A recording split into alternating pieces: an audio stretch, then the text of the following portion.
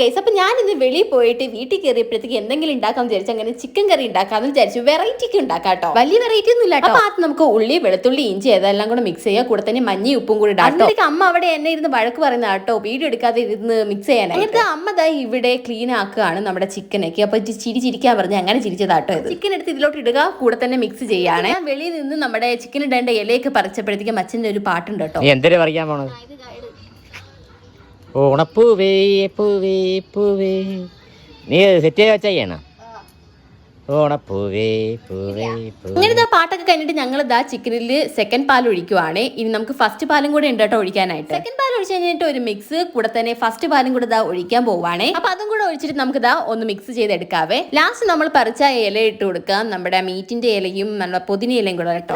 നമ്മുടെ റെസിപ്പിയുടെ ഡീറ്റെയിൽസ്. അപ്പൊ next video നമുക്ക് വീണ്ടും കാണാം. ലാസ്റ്റ് എനിക്ക് മുട്ടായും കിട്ടിയോ. സപ്പോർട്ട് ചെയ്യാൻ സബ്സ്ക്രൈബ് ചെയ്യാൻ മറക്കണ്ട. Bye bye.